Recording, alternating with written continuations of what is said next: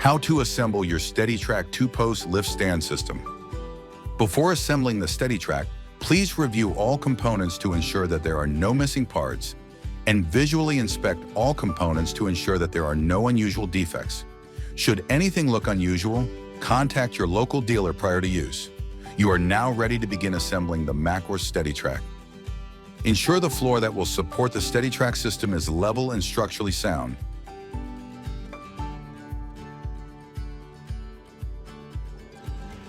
Once confirmed, place each vertical support post and base in the approximate location of use.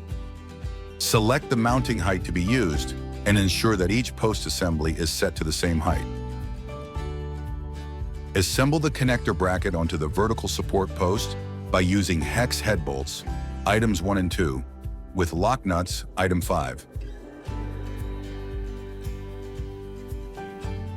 Tighten bolts to specified torque. Cover each end with off-white plastic cap nuts, item 6.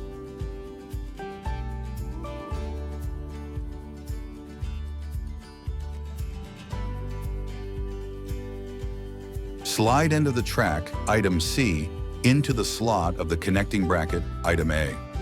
Insert the clamping plate, item D, inside the track and tighten hex head bolts, item 3, to specified torque.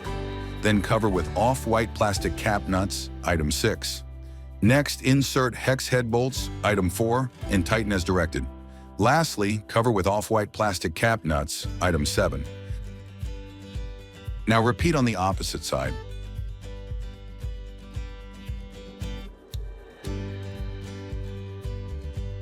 Note: before assembling the second post, be sure to insert the lift trolley into the track, then proceed to repeat previous steps to assemble the second post. Once the SteadyTrack system is installed, attach the ceiling lift appropriate for the track and check for any defects in the setup. Using the provided checklist, please review all items and mark each accordingly. You are now ready to safely and securely transfer your patient.